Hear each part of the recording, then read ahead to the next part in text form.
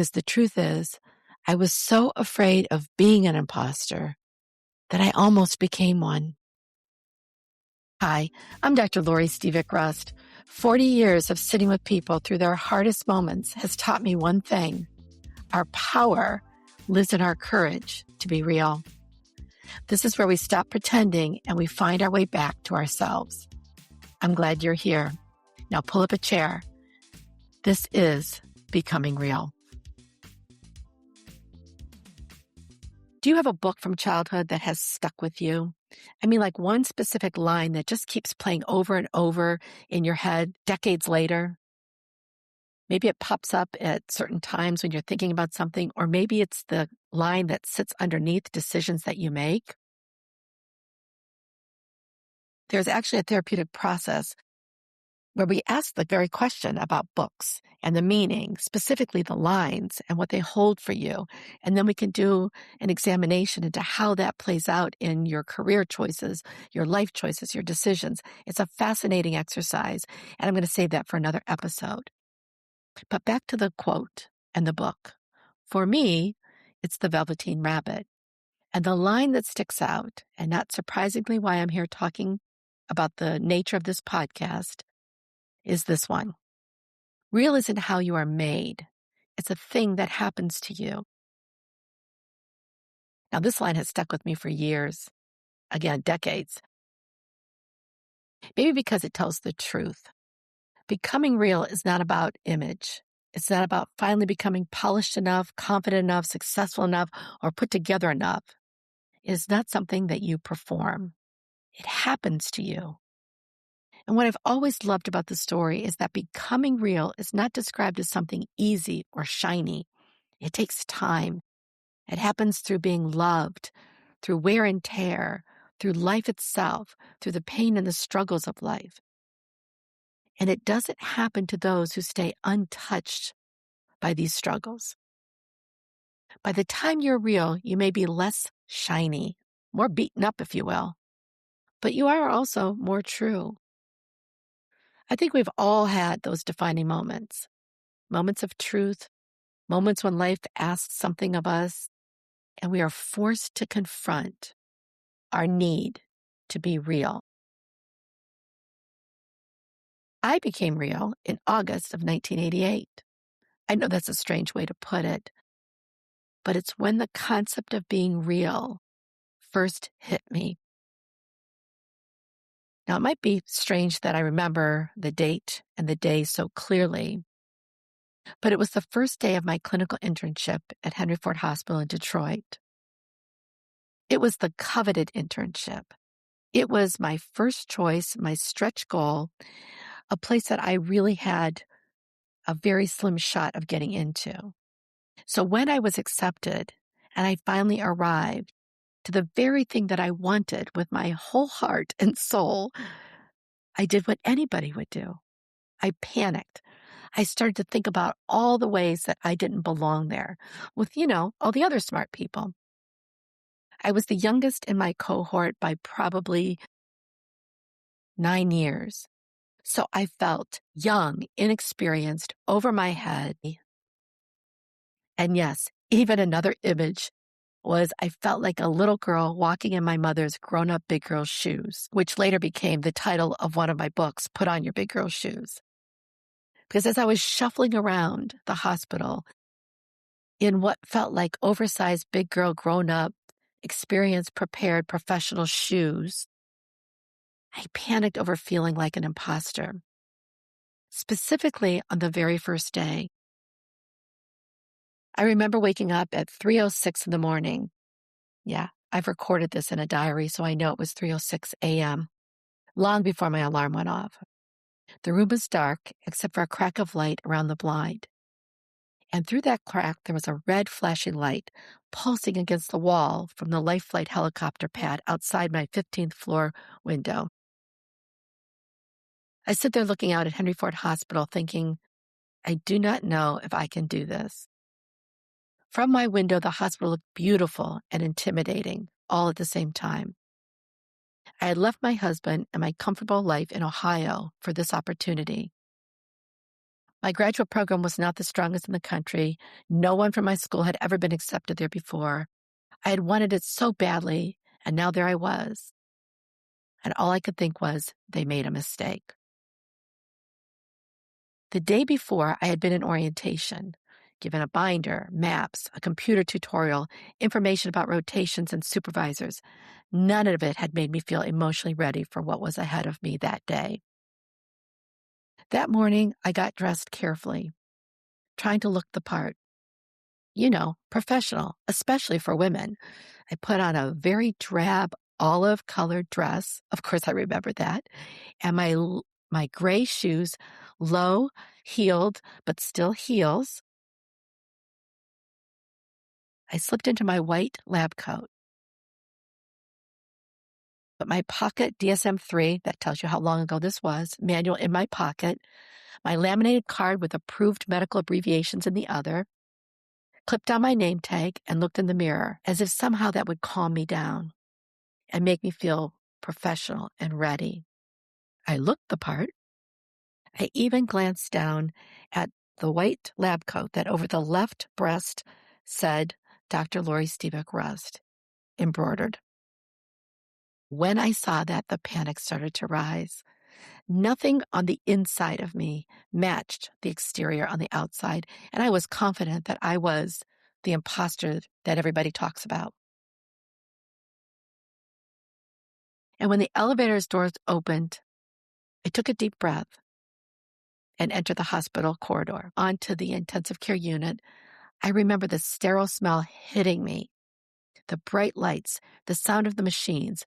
My chest was pounding. And at the end of the corridor, I could see my supervisor, Dr. Richard Portman. He was waiting for me. Now, he was an older physician, gray hair, glasses low on his nose, very respected, and more than a little intimidating.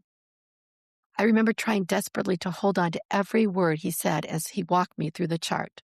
But my mouth was so dry and my nerves were getting the better of me. I even had this passing thought of maybe asking him for a Valium. We walked together to room 3. Now, my job as we entered room 3 was to evaluate the patient for depression and his competency to make a decision to end treatment, which would ultimately end his life. So the referral question, of course, was daunting in and of itself. As Dr. Portman and I approached room 3, there was a big red sign on the door outside that meant universal precautions. I stepped into the shoe covers, put on the gown, the gloves, the mask. By then, my fear had grown bigger than my training. And when we opened the door to room 3, there he was, Nelson, a young man dying of AIDS. Now, to put context around this was 1988, a time when the fear and bias and stigma around AIDS was at an all-time high. You could feel it differently with the staff and how they approached and treated room 3. The avoidance, the disdain, the judgment. It was palpable. AIDS was still being talked about by many people as if it was some kind of a moral failing instead of a devastating illness. And I was a brand new intern carrying not only my own inexperience into that room, but the fear that was in the culture too. The room was dim, the TV was off, and what struck me the most is that there were no flowers, no balloons, no get well cards, just a bed, machines, and a small nightstand. Lying in that bed was a young man only a couple of years older than I was, but he looked so much older. He was thin and frail and struggling to breathe. He had dark purple sarcoma lesions covering his arms. And as I got closer, I saw him slowly moving his arms under the sheets, as if trying to hide his appearance. Then I noticed a framed picture on the nightstand. 2 young men smiling with leafy trees and bicycles in the background. Nelson caught me looking and said, "Yes, that used to be me." That line stopped me. His eyes were the bluest I had ever seen, but sunken so deeply they looked lost and distant. And I remember thinking how much was in those eyes. They seemed to be saying, "I'm still a person. I'm still here." And in that room, I could feel so much. The stares from my supervisor with his clipboard watching how I was going to handle the interview. Shame felt everywhere. My shame about my own fear and thoughts, his shame about his condition and appearance, the shame that laid on him by a culture that had treated gay men with cruelty and distance. The shame of being alone in a hospital room, waiting to die with no family sitting outside because they had disowned him years before. To say that I felt overwhelmed and scared would be an understatement. I can still feel it today. I tried my best to be the professional that I was expected to be. I heard the many voices in my head from supervisors in the past. To be a psychologist was to be strong. Psychologists that were real did not cry. Women who were psychologists were expected to look professional. To cry or to show emotion or compassion was seen as the antithesis of being a serious professional, a serious scientist, being smart. It simply meant you were too weak and unable to do the job. Now that was the voices that floated in my head. That was my expectation and belief system from all that I had been trained and taught. Now, again, it comes from my own bias. Perhaps those weren't the exact words, but that's how I felt. That was the messaging. So for me to be standing in that room, feeling scared, my legs shaking, and the tears coming, I knew that I had failed, and I exited the room. And as I stood there in the hall, crying, feeling like anything but the professional woman, the smart scientist, the capable adult, I felt like the imposter, the one who got here by mistake. And as I stood there crying in the hall, I could see the nurses passing by, some glancing in my direction, some rolling their eyes. And in that hallway, I heard the voice of the Velveteen Rabbit about being real and how it is something that we become, not in our shiny, professional, amazing moments, but when we feel beaten down, struggling to feel connected to our truest self. And I realized that I had a choice. I could pull myself together, put the mask back on, and go in and pretend to be the strong professional, or I could go back in just as me. Because the truth is, I was afraid of being an imposter so badly that I almost became one.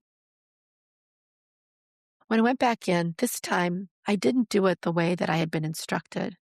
I pulled up a chair near the bed, and for the next hour, I simply listened, really listened. I let him talk. I let him cry. I shared some of my own fears. I stopped trying to be the polished young psychologist I thought I was supposed to be and became simply a person sitting with another person in their worst moment. When I stood to leave, Nelson looked at me and he thanked me. He thanked me for being a real doctor. And then he added, for not faking it. That stuck to me like Velcro. Here I am decades later, and I can see and hear his voice. Because without realizing it at the time, Nelson had named exactly what I was struggling with. I was so focused on becoming the psychologist I thought I was expected to be that I was so close to losing the very thing that mattered most. Me. I could be that professional psychologist and still be funny and still cry and still pull up a chair when we weren't supposed to do that. I went back to see Nelson one more time. He died 3 days later.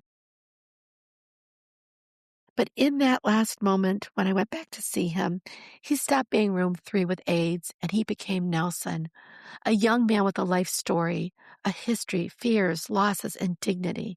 And he changed me. He taught me that people do not need a perfect version of each of us. They need a real one. And I think that's the question underneath all of this. Who are you when you stop performing? Who are you when you stop trying so hard to get it right? Look right, hold it together, and be who you think you're supposed to be. Who are you when you are real? Maybe that's what we need to be sitting with. Not to figure it all out, not to force some big breakthrough, just to notice. Where do you go quiet when something true is there? Where do you smile when you actually hurt? Where do you keep performing strength when you are so tired? Where do you keep shaping yourself around everybody else? Just notice that, because maybe becoming real does not begin with changing everything. Maybe it begins with telling yourself the truth. And if this episode spoke to you, share it with someone you know who might be struggling with feeling like an imposter, who's tired of pretending and faking it, who needs to be reminded that their strength is their gift of being real. So until next time, stay with that question. Who are you when you are real? Thank you for being here with me today. I'm happy we're on this journey together. I hope this conversation gave you something to think about, maybe a moment of pause, a little insight, or something you can carry into your own life. To stay connected, follow Becoming Real. Share it with someone who may also need it. And if you have a minute and you feel kind, please leave a review. It helps more people find the show. And if you want to go deeper than this podcast can take us on these and other topics, consider joining our community where the real conversation continues at the link in the show notes below. Until next time, this is Becoming Real.